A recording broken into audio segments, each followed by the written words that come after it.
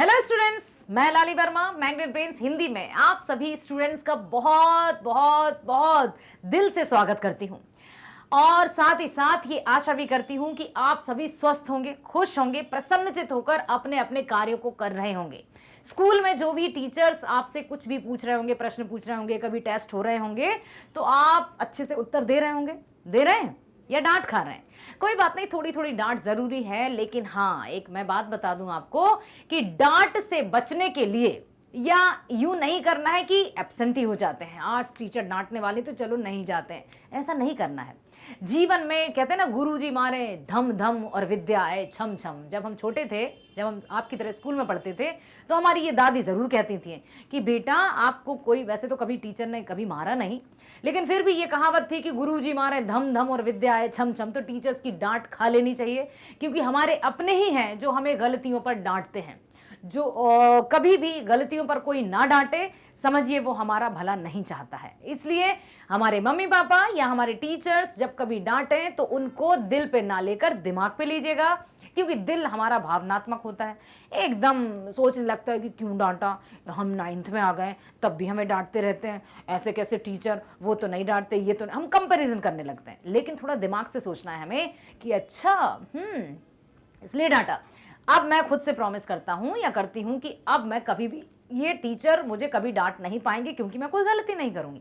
इस तरह से हमें मस्तिष्क से, बुद्धिमत्ता के साथ सोचना है और मैग्नेट ब्रेन्स पर सदा सदा बने रहना है, क्योंकि मैग्नेट ब्रेन्स आपको पता ही है, कक्षा 6वीं से 12वीं तक की online school education free provide करता है।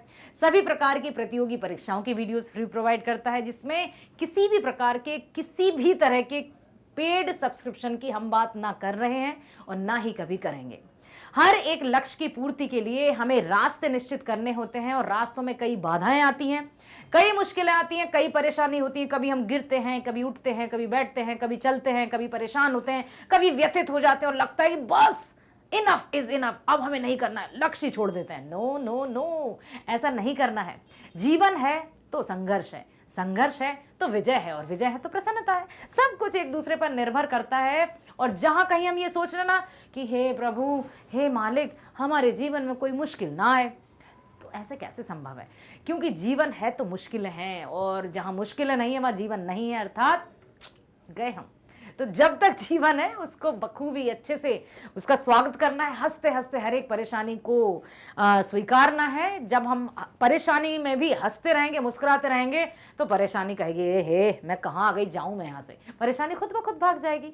इसलिए दुख का भी खुलकर सामना कीजिए, परेशानी का भी मुस्कुराकर स्वागत कीजिए, ताकि वो रह ही ना पाए। क्योंकि खुशी में कभी दुख नहीं रह सकता, मुस्कुराहट में कभी परेशानी नहीं रह सकती। तो हंसते रहिए, मुस्कुराते रहिए, खिलखिलाते रहिए, मिलजुल कर रहिए, ताकि हर एक समस्या का समाधान यूं चुटकियों में खोज सकें।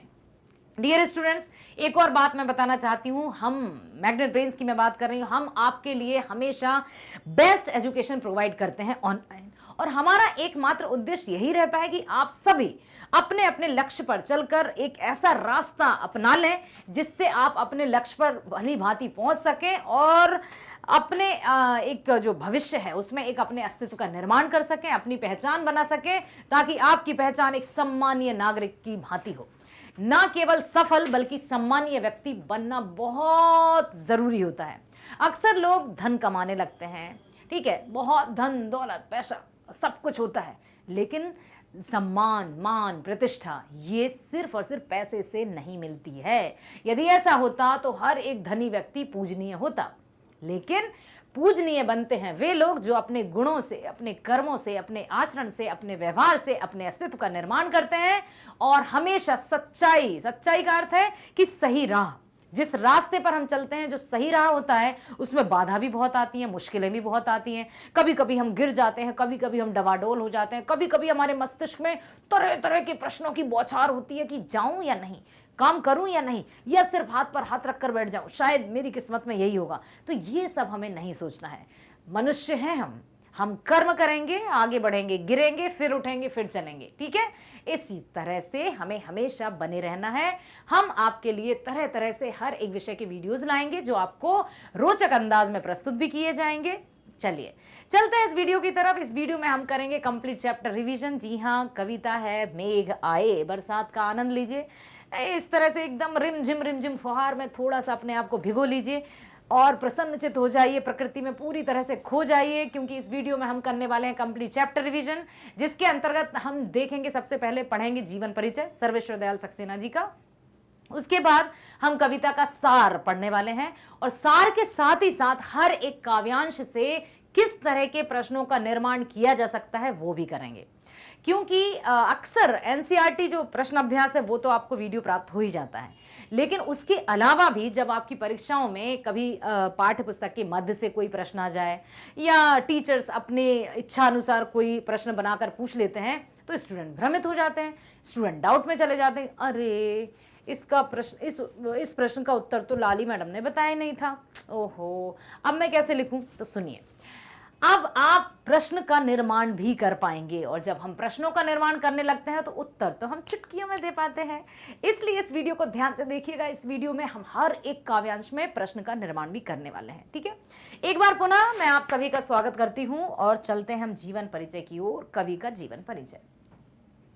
सर्वेश्वर दयाल सक्सेना जी का जन्म 15 सितंबर सन 1927 को हुआ। उनके पिता का नाम विश्वेश्वर दयाल था। उनकी शिक्षा दीक्षा बस्ती जिला के उत्तर प्रदेश में हुई।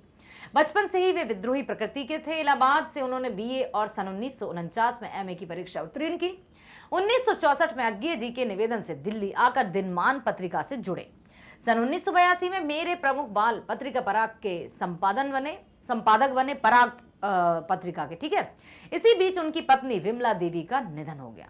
जब वो अपने कार्य कर रहे थे, परिवार बहुत खुशहाल था, परंतु उनकी पत्नी का निधन हो गया और उसके बाद उन्होंने, ऐसा नहीं है कि लेखन छोड़ दिया हो, और पूरी तरह से लेखन के प्रति समर्पित हो गए।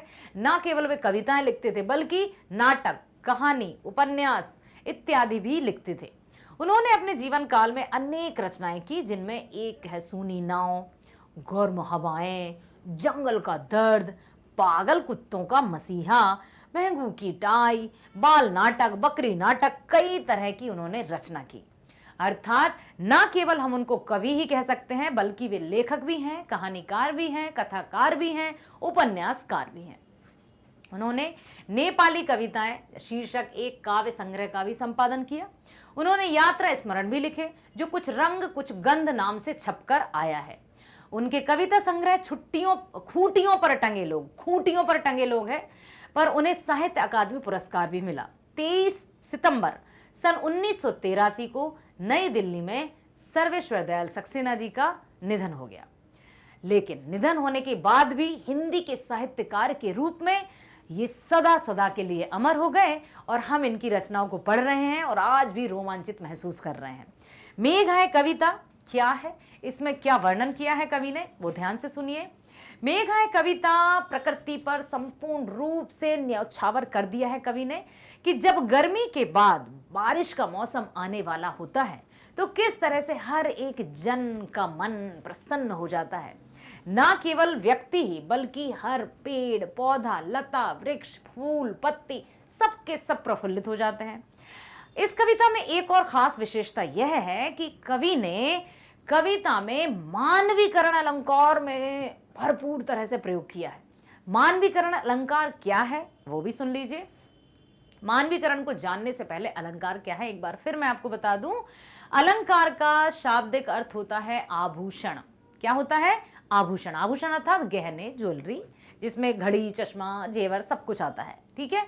तो जिस तरह से आभूषण पहनने वाले की सुंदरता बढ़ाते हैं। अब आप सोच रहे हैं अच्छा तो आप इसलिए चश्मा लगाएं ताकि आप सुंदर दिखें। नो, ये जो चश्मा है सिर दर्द होता है इसलिए लगा है, या यूं कहूं हाँ मुझे अच्छा दिखना है इसलिए लगाती हूँ, ठीक है। तो यहाँ पर जो भी सौंदर्य प्रसाधन है वो मनुष्य की सुंदरता बढ़ाते हैं, गहने से सुंदर दिखने लगता है व्यक्ति। उसी तरह से सुनिए कि अलंकार क्या है। जिस तरह से गहने, आभूषण पहनने पर मनुष्य की सुंदरता बढ़ती है, उसी तरह से अलंकारों के प्रयोग से काव्य की सुंदरता बढ़ती है। क्लियर? अब अलंकार प्रमुख होते हैं दो प्रकार के। मुख्य रूप से कितने होते हैं अलंकार? रिप्लाई कीजिए। दो प्रकार के। पहला होता है शब्द अलंकार, दूसरा होता है अर्थ अलंकार। शब्द अलंकार क्या होते हैं? जिन कविताओं में, जिन काव्यों में कुछ ऐसे शब्दों का प्रयोग हो जिनसे सुंदरता आए, या कविता में लयात्मकता आ जाए, या कविता गाने योग्य हो जाए, तो उनको शब्द अलंकार में रखा गया। शब्दों के ही प्रयोग से, वर्ण के या शब्द के प्रयोग से, ठीक है। शब्द अलंकार में शब्द अलंकार के 3 भेद होते हैं। एक होता है अनुप्रास, दूसरा होता है यमक, तीसरा होता है श्लेष। अनुप्रास में होती है वर्ण की आवृत्ति, वर्ण अर्थात अक्षर, जैसे रघुपति राघव राजा राम, और भी जैसे चमक चमक चांदनी, है ना, या फिर चांदी, वो कौन सा है, चंदू की चाचा ने चंदू की चाची को चांदनी, चा वर्ण की आवृत्ति। तो जहां पर वर्ण की आवृत्ति से सुंदरता है और एकदम गाने योग्य कोई कविता या काव्य बन जाए तो वहां अनुप्रास अलंकार। यमक अलंकार में शब्द का रिपीटेशन होता है, एक ही शब्द 1, 2 या 3 बार भी आ सकता है, लेकिन ध्यान देना यहां पर कि यमक अलंकार में कविता में एक ही शब्द यदि 2 या 2 से अधिक बार आया है और उसके अर्थ उतनी ही बार अलग अलग हैं तो वो यमक अलंकार होता है। जैसे 3 बेर खाती थी वो 3 बेर खाती है। पहला बेर, ये बात किसकी हो रही है, महाराणा प्रताप की बेटी राजकुमारी की, कि जब महाराणा प्रताप जंगल में भटक रहे थे तो उसको सिर्फ 3 बेर, अर्थात फल होता है ना बेर, वही प्राप्त हो रहे थे, जबकि जब वो राजमहलों में रहती थी 3 बेर खाती थी, मतलब बार, 3 बार। ठीक है, शब्द एक ही है बेर, लेकिन अर्थ अलग है। वैसे ही काली घटा का घमंड घटा, घटा छा गई है पूरी तरह से। तो जो काली घटा है, घटा शब्द समझ में आया, एक घटा है काले काले बादल, काली घटा ये जो दिखाई दे रही है काली घटा, ओके, अर्थात काले काले बादल। दूसरा है घमंड घटा। अब शब्द तो एक ही है, ये भी घटा है, ये भी घटा है, ठीक है, लेकिन अर्थ क्या है, एक है काले काले बादल और दूसरा है कम होना। तो एक ही शब्द का यदि रिपीट होता है, एक ही शब्द, और जितनी बार वो रिपीट होगा उतनी बार उसके अर्थ अलग होंगे, तो कौन सा अलंकार होगा, जल्दी बताओ, यमक अलंकार। तीसरा होता है श्लेष अलंकार। श्लेष अलंकार में शब्द तो एक ही बार आता है लेकिन फिर भी उसके अर्थ अलग होते हैं, पता है आपको। जैसे सुबरन को ढूंढत फिरत कवि व्यभिचारी चोर। सुबरन कवि के लिए सुंदर वर्ण या अक्षर, व्यभिचारी एक ऐसा जो नहीं होते एकदम ऐसे व्यक्ति जो यूं ही इधर उधर भटकते रहते हैं, तो उनके लिए सुंदर सुवर्ण नारी, और चोर के लिए स्वर्ण मतलब सोना, उसको बस यही तलाश रहती कहाँ कुछ मिल जाए और मैं ले लूं। तो एक शब्द है लेकिन 3 अर्थ हैं। तो अनुप्रास में वर्ण की आवृत्ति, यमक में शब्द की आवृत्ति, और जितनी बार आवृत्ति का अर्थ होता है रिपीटेशन, जितनी बार अर्थ आएगा उतनी बार अर्थ अलग होंगे जितनी बार शब्द आएगा। और श्लेष अलंकार में शब्द एक ही बार आएगा फिर भी उसके अर्थ अलग होंगे। ठीक है, चलिए अब हम चलते हैं कि पढ़ लेते हैं एक बार कि मेघ आए कविता में मेघों के आने की तुलना सज धज कर आए प्रवासी अतिथि से की है। ग्रामीण संस्कृति में दामाद के आने पर उल्लास का जो वातावरण बनता है, इसी के आधार पर मेघों के आने का वर्णन करते हुए कवि कह रहे हैं कि मेघों की तुलना सज धज कर आए अतिथि, कौन से अतिथि, अतिथि सामान्य वाले अतिथि नहीं, दामाद से की है। मेघ शहर से आए अतिथि की भांति सज धज कर आए हैं। जिस तरह मेहमान के आने पर गांव के लड़के लड़कियां भाग भाग कर सबको इसकी सूचना देते हैं, अरे जीजा जी आ गए, जीजा जी आ गए, जीजा जी आ गए, तो गांव का हर एक सदस्य उनको देखने लगता है। गांव की बात कर रही हूं मैं, यहाँ की बात नहीं कर रही हूँ, अर्थात कहीं ऐसे स्थान की बात नहीं कर रही जहां पर अतिथि का कोई पता ही नहीं, कब आए कब चले का कुछ पता नहीं। गाँव में अतिथि खास तौर से जब जीजा जी या दामाद जी आते हैं तो सब लोग उनके स्वागत करने के लिए आतुर हो जाते हैं। ठीक है, अब क्या होता है की सूचना देना, ठीक उसी तरह मेघ के आने की सूचना के लिए हवा तेज गति से बहने लगती है। मेहमान को देखने के लिए हवा तेज गति से बहती है और उसके लिए खिड़की दरवाजे भी खुलने लगते हैं, लोग झांकने लगते हैं, जैसे सबके सब उनको उत्सुकता पूर्वक देखना चाहते हो, और इसी का वर्णन यहाँ पर किया है। इस तरह छोटे बड़े काले भूरे सफेद रंग के मेघ अपने अपने दल बल के साथ आकाश में ऐसे छा गए मानो कोई शहरी मेहमान सज धज कर गांव में आया हो। जिस तरह मेहमान के आने पर गांव के वृद्ध व्यक्ति आगे आकर हाथ जोड़कर उनका स्वागत करते हैं, उसी तरह से अतिथि का आदर सत्कार करते हैं। पत्नी दीवार की ओट लेकर छुप जाती है और चुपचाप से देखती है, क्योंकि गांव में ये परंपरा है, ये रीति रिवाज है, पहले तो था अभी भी है, कि मायके में जब लड़की रहती है और उसका पति यदि आता है तो वो परिवार के मायके वालों के सामने पति से बात नहीं करती, ये मान मर्यादा ऐसी मानी जाती है गांव की। अब परिवर्तन आ गया है थोड़ा थोड़ा, ठीक है। तो जो दीवार की ओट लेकर देखती है, किवाड़ की ओट लेकर देखती है, उसी तरह आकाश में बादलों के छा जाने पर आंधी भी चलने लगती है। आंधी के चलने के कारण बूढ़े पीपल के पेड़ की डालियां झुकने लगती हैं और उससे लिपटी लता में भी हरकत होने लगती है। बूढ़ा पीपल, पीपल को बूढ़ा क्यों कहा है? एक तो वो बहुत लंबी उम्र होती है पीपल के पेड़ की, साथ ही साथ उसको बड़ा बुजुर्ग क्यों कहा है? और भी तो पेड़ थे, जैसे बरगद का पेड़ भी तो बहुत बुजुर्ग हो जाता है, बड़ा हो जाता है, फिर पीपल के पेड़ को ही क्यों रखा? प्रश्न आ सकता है। तो जिस तरह से घर के बड़े बुजुर्ग सम्मानीय होते हैं, पूजनीय होते हैं, उसी तरह से पीपल के पेड़ की पूजा की जाती है ना। सभी धार्मिक अनुष्ठानों में पीपल के पेड़ की पूजा की जाती है, इसलिए पीपल के पेड़ को ही बड़ा बुजुर्ग कहा है कवि ने। क्लियर? चलो अब हम चलते हैं कविता की पंक्तियों पर, और उससे पहले पढ़ते हैं। और जैसे मेहमान के आने से पत्नी के चेहरे पर छाई उदासी दूर हो गई। जैसे ही उसने देखा कि अरे वाह, आ गए हैं मेरे स्वामी, तो उसकी जो उदासी थी वो दूर हो गई, चेहरे पर चमक आ गई। दोनों का मिलन हो जाने के बाद खुशी के कारण दोनों की आंखों से जिस तरह झरझर आंसू बहने लगते हैं, वैसे ही आकाश में या आसमान में बादल या मेघ एक दूसरे से जब मिलते हैं तो दोनों के मिलन से बिजली चमकने लगती है और मेघों के आपस में टकराने से वर्षा शुरू हो जाती है। मूसलाधार वर्षा सबके मन को तृप्त कर देती है।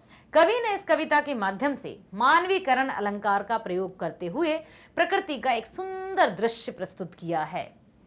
अब आप सोच रहे होंगे, मैम आपने अलंकार की बात की लेकिन यहाँ मानवीकरण अलंकार तो आपने बताया नहीं। बिल्कुल सही कहा।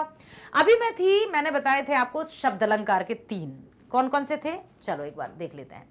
शब्द अलंकार के 3 भेद होते हैं।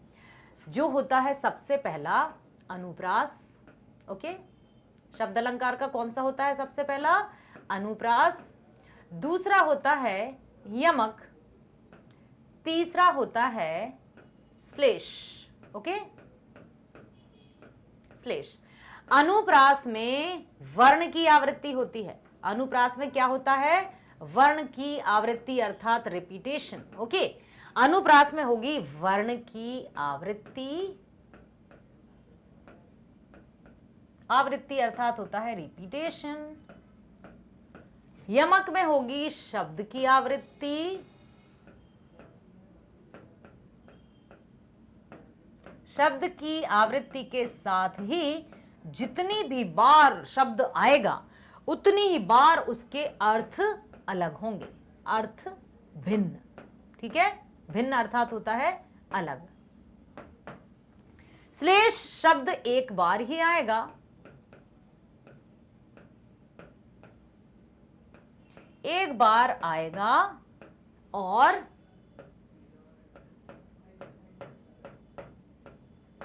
फिर भी उसके अर्थ अलग होंगे, अर्थ कई होंगे। ठीक है, ये रहा हमारा शब्द अलंकार। ये किसके हैं उदाहरण? सुन रहे हैं ना? ये हैं शब्द अलंकार के भेद हैं। उदाहरण अभी मैं बताती हूं। शब्द अलंकार के कितने भेद हैं? 3। अनुप्रास, यमक, श्लेष। अनुप्रास में वर्ण की आवृत्ति, यमक में शब्द की आवृत्ति। जितनी बार शब्द आएगा उतने अर्थ भी अलग होंगे। श्लेष में शब्द एक ही बार आएगा परंतु फिर भी उसके अर्थ भिन्न होंगे, अलग अलग होंगे। शब्द अलंकार। क्लियर? अर्थ अलंकार के होते हैं 5 भेद। कितने भेद? 5 भेद। अब उसी में ये जो आया है ना मानवीकरण, वो अर्थ अलंकार का ही भेद है। अर्थ अलंकार के मुख्य रूप से माने गए हैं 5। 1, 2, 3, 4, 5। ठीक है, कौन कौन से? सबसे पहला अलंकार है उपमा। उपमा अलंकार। ठीक है, अर्थ अलंकार का सबसे पहला अलंकार कौन सा है? उपमा अलंकार। दूसरा है रूपक अलंकार। तीसरा है उत्प्रेक्षा। कौन सा है? उत्प्रेक्षा। ओके, अलंकार। चौथा है मानवीकरण, जिसकी बात की जा रही है कविता में। ओके, मानवीकरण अलंकार। और 5वां है अतिशयोक्ति।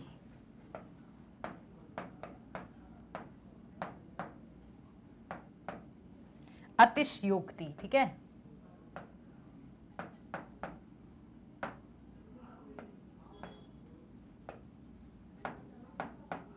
अब सुनिए मेरी बात ध्यान से। अर्थ अलंकार के कितने भेद हुए बताइए जल्दी मुझे। अर्थ अलंकार के हैं 5 भेद। पहला है उपमा, ओके। दूसरा है रूपक, तीसरा है उत्प्रेक्षा, चौथा है मानवीकरण,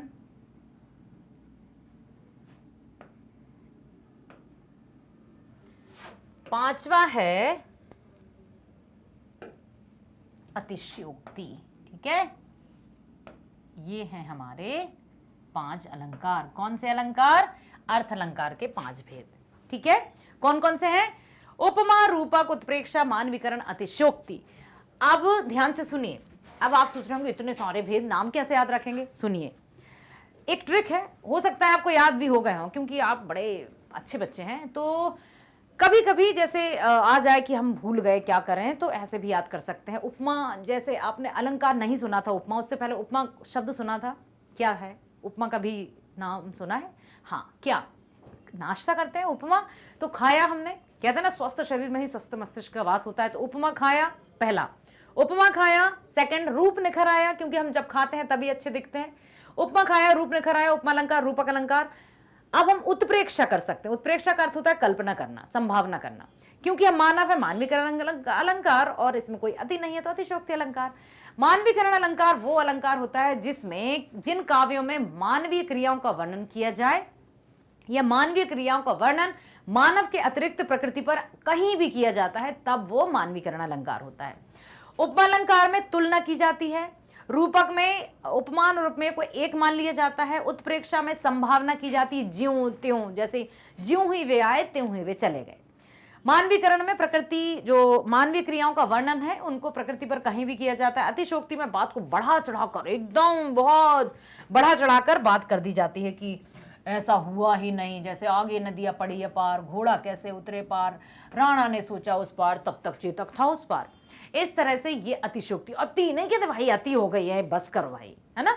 तो ये अतिशयोक्ति अलंकार होता है। चलो अब हम देखते हैं कि क्या कहा है कविता में। मेघ आए बड़े बंठन के सवर के, आगे आगे नाचती गाती बयार चली, दरवाजे खिड़कियां खुलने लगे गली गली, पाउन जेवाए हों गांव में शहर के, मेघ आए बड़े बंठन के सवर के। कविता में कवि ने मेघों को एकदम जमाई सा, एकदम बंठन के मेहमान जैसे आते हैं ना, ससुराल आ रहे हैं जमाई सा, सूट बूट सब कुछ अच्छे से पहनकर बढ़िया से आ रहे हैं, आगे आगे नाचती गाती बयार चली। हवा चलने लगती है, जैसे ही बारिश होने वाली होती है तो हवा चलती है, आपने ये अनुभव किया होगा। आगे आगे नाचती गाती बयार चली, बयार का अर्थ है हवा। दरवाजे खिड़कियां खुलने लगे गली गली, हवा चलती है तो दरवाजे खिड़कियां भी अपने आप खुलने लगते हैं। अब वो बात अलग है कि आपकी खिड़कियां भी अलग हैं, लेकिन गांव में आज भी खिड़कियां हैं, दरवाजे हैं जो हिलने लगते हैं। तो क्यों ऐसा बताया कि दरवाजे खिड़कियां खुलने लगे, हवा चलने लगी? वो तो चलती है, इसमें स्पेशल क्या है? इसमें स्पेशल ये है कि यहाँ पर मानवीकरण किया है। बादलों को दामाद जी बताया है, तो बयार अर्थात हवा को गांव की लड़कियां बताया, जो मस्त होकर एकदम जीजा जी का स्वागत करने के लिए आ गई हैं कि चलिए हम आपको घर ले चलते हैं।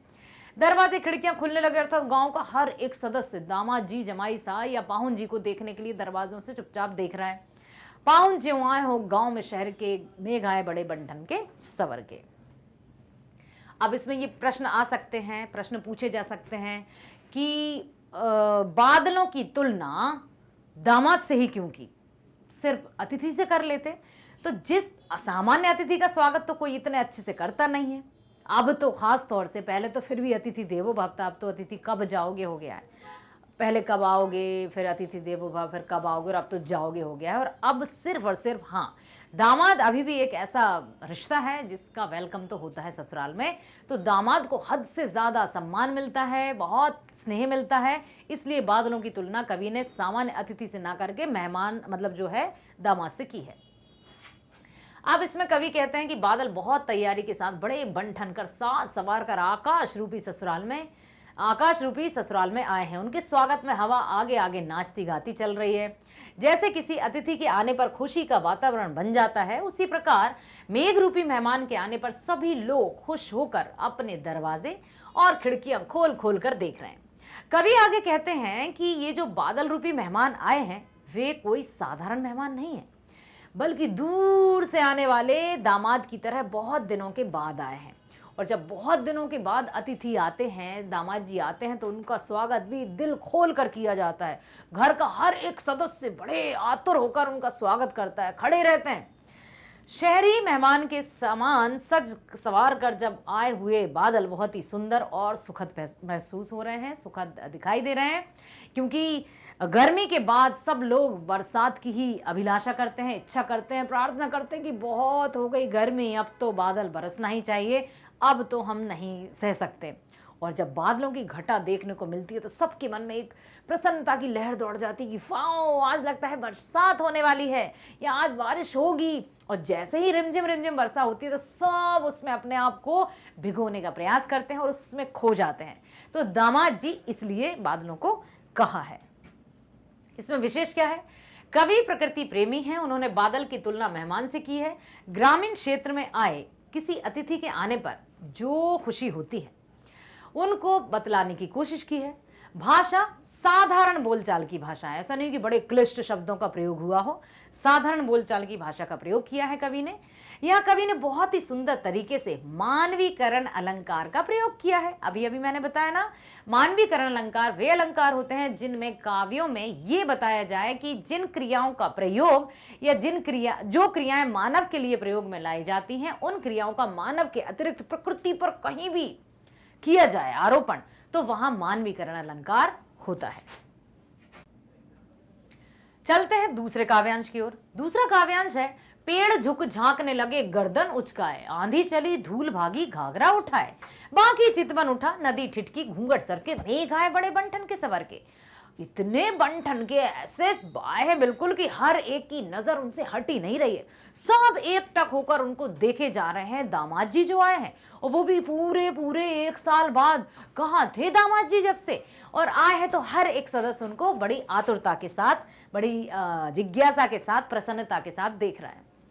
इस पंक्ति के माध्यम से कवि कहते हैं कि जिस प्रकार मेघ के आने पर आंधियां चलने लगती हैं, आंधियों की तेजी से चलने से पेड़ पौधे कभी झुकते हैं कभी उठते हैं, धूल भी दूर दूर तक फैलने लगती है, नदियों में भी हलचल होने लगती है, ठीक उसी प्रकार शहरी मेहमान के आने पर गांव के सभी लोग उस दामाद को देखने के लिए कभी अपनी गर्दन झुकाते हैं तो कभी उठाकर देखते हैं, और कुंवारी युवतियां भी उस दामाद को देखकर बहुत ज्यादा खुशी से झूम उठती हैं और अपना घाघरा उठाकर सूचना देने के लिए दौड़ जाती हैं कि जीजा जी आ रहे हैं, दामाद जी आ गए हैं, ये आ गए हैं, वो आ गए, सब लोग देखो देखो शहर से आए हैं। तो सब अपने खिड़की दरवाजे खोल खोल कर झांकने लगते हैं। यहां तक कि जो गांव की बहुएं हैं, नव विवाहित दुल्हन है, वो भी घूंघट से आराम से तिरछी नजरों से दामाद जी को देखती हैं। गांव की दुल्हन भी उस नए मेहमान को देखने की थोड़ी सी अपनी घूंघट उठाकर तिरछी नजर से देखती हैं ताकि उन्हें उस दामाद की एक झलक तो मिल जाए। कवि कहते हैं कि जिस प्रकार मेघ के आने से सभी तरफ हलचल मच जाती है, ठीक उसी प्रकार शहरी मेहमान यानी कि दामाद के आने पर सभी ओर हलचल मची हुई है।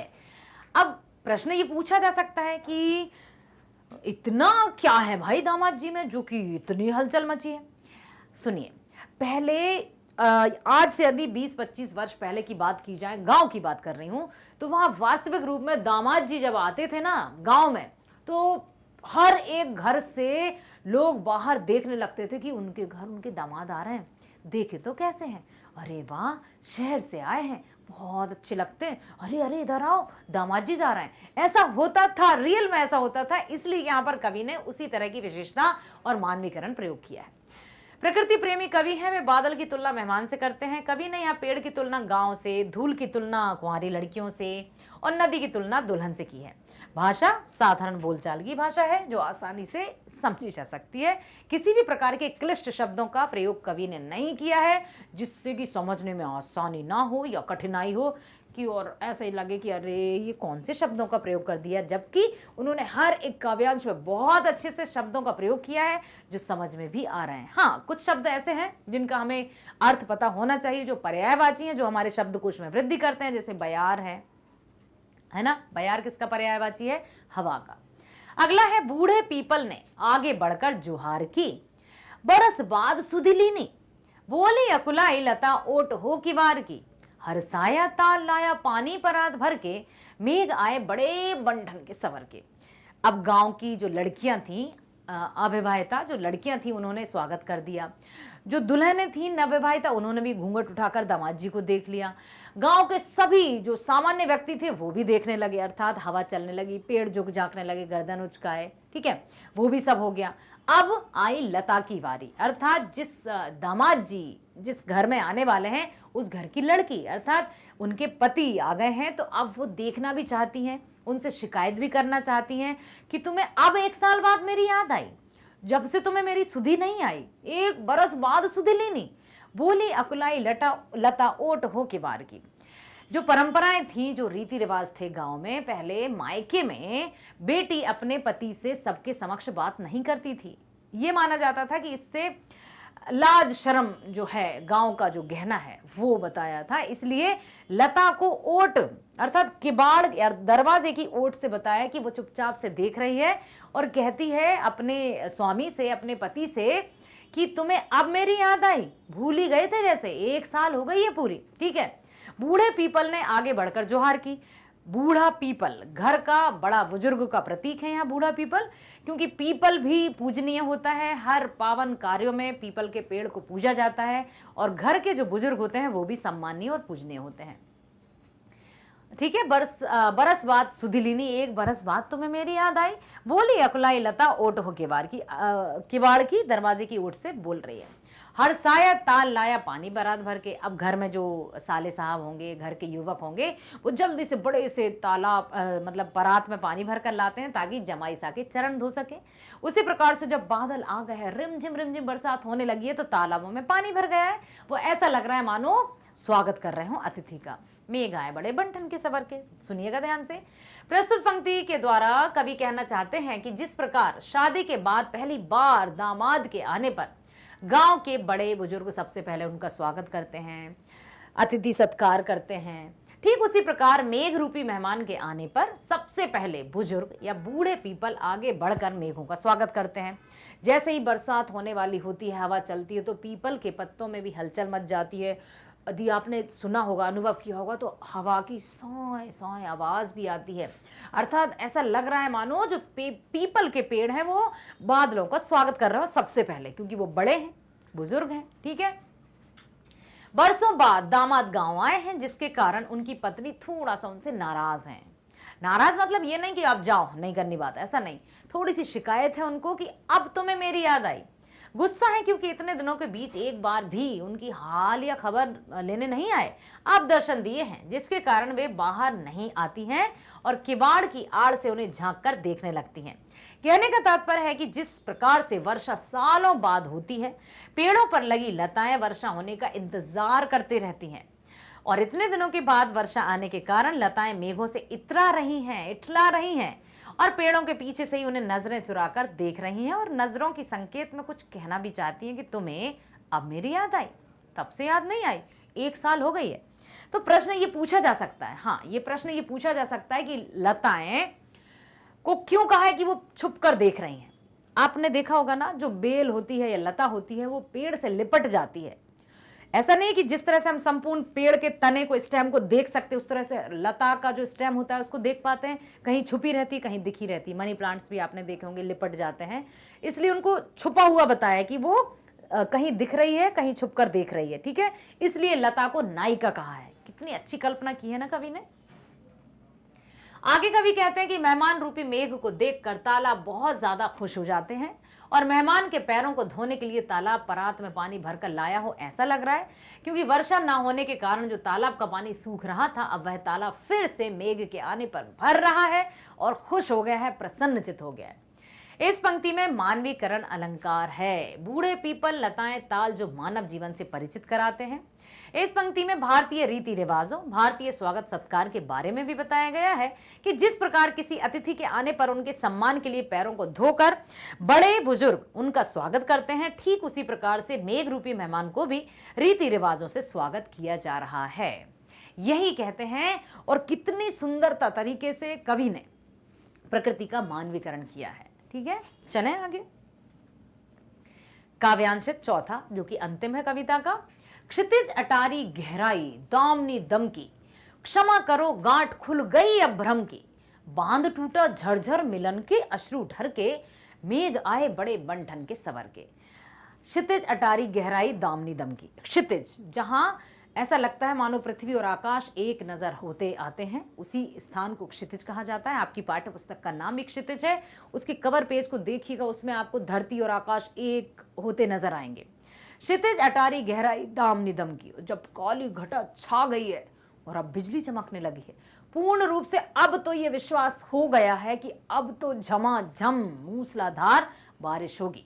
संदेह था, मन में डाउट था कि क्या पता बरसात होगी कि नहीं। उसी तरह से जो लता है, जो नायिका है, उसको भी डाउट था कि क्या पता मेरे पति देव आएंगे या नहीं। लेकिन जैसे ही मेघों को उसने देखा तो उसका सारा भ्रम, सारा संदेह मिट गया और खुशी के आंसू, कहते हैं ना, खुशी के आंसू बहने लगे। दोनों के जो मिलन के आंसू हैं वो बहने लगे, अर्थात सब भ्रम था वो टूट गया और झमाझम बारिश हो गई। मेघ आए बड़े बंठन के सवर के। पढ़ते हैं प्रस्तुत पंक्ति। सर्वेश्वर दयाल सक्सेना जी ने कहा है कि मेघ रूपी मेहमान के आने का सब्र का बांध अब टूट चुका है। मेघ रूपी मेहमान क्षितिज रूपी अटारी पर अब पहुंच चुके हैं, अर्थात अब पूर्ण अपने उस पर हैं, बिल्कुल शिखर पर की अब तो बरसात होगी ही। उनके आने की रौनक बिजली की चमक से पता चल रही है। अब तो प्रेमिका और प्रेमिका मिलना संभव है। इस बात से सभी मेघ से क्षमा मांगते हुए कहते हैं कि तुम्हारे आने और ना आने की जो शंका थी अब खत्म हो चुकी है। साथ ही प्रेमिका का भ्रम भी मेघ रूपी मेहमान को सामने देखकर टूट गया और वियोग के बाद, वियोग अर्थात होता है बिछड़ना, वियोग के बाद फिर से संयोग, मिलन, फिर से एक बार मिलने की खुशी से दोनों की आंखों से आंसू निकल आते हैं और उनके आंसू के साथ ही झरझर बारिश शुरू हो जाती है। झमाझम बरसात होती है और प्रकृति में एक नया वातावरण छा जाता है। चारों तरफ प्रसन्नता की लहर दौड़ जाती है। पेड़ पौधे, पशु पक्षी, जीव जंतु, हर एक प्राणी के चेहरे पर मुस्कुराहट आ जाती है और चारों तरफ खुशहाली छा जाती है। ठीक है,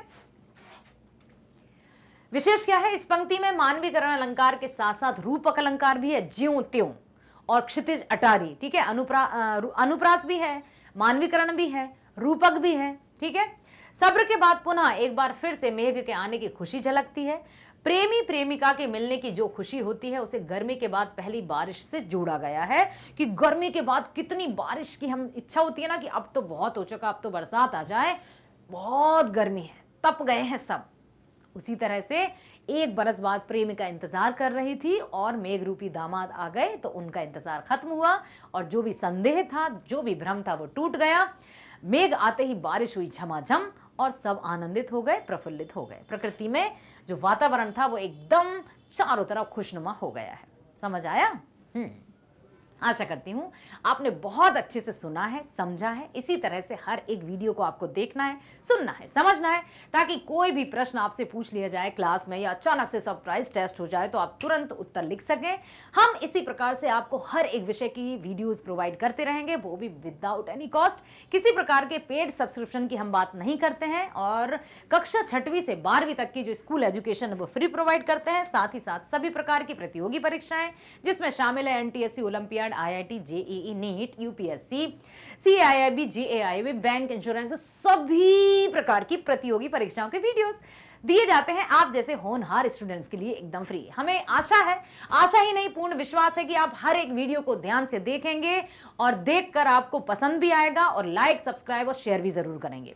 और हिंदी मीडियम और इंग्लिश मीडियम में दोनों में आप देख सकते हैं। आप चाहे तो हिंदी मीडियम में, आप चाहे तो इंग्लिश मीडियम। जैसे आपको देखना है हिंदी वीडियो तो आप वीडियो पर क्लिक करेंगे। वीडियो पर क्लिक करते ही आप प्लेलिस्ट पर जरूर जाइएगा क्योंकि उस पर वेल ऑर्गेनाइज तरीके से कैटेगराइज्ड किया गया है कि क्या आपको देखना है, कौन सा टॉपिक देखना है, पाठ का सार देखना है, पाठ्यक्रम देखना है, प्रश्न उत्तर देखना है, बहुविकल्पीय प्रश्न देखना है, कंप्लीट चैप्टर रिवीजन देखना है। तो जिस पर भी आप क्लिक करेंगे वीडियोस का आ जाएगा और संपूर्ण चैप्टर्स का वही आएगा जो आपको देखना है। ठीक है, वीडियो देखने के बाद बिल्कुल आशा है आपको वीडियो पसंद आएगा। लाइक करना नहीं भूलना है, सब्सक्राइब कीजिएगा ताकि नोटिफिकेशन प्राप्त होते रहें और साथ ही साथ शेयर कीजिए ताकि आपकी तरह और भी सभी स्टूडेंट्स जो भी होनहार विद्यार्थी हैं वो हमसे जुड़ सकें और हमारा और आपका रिश्ता जीवन भर के लिए जुड़ जाए।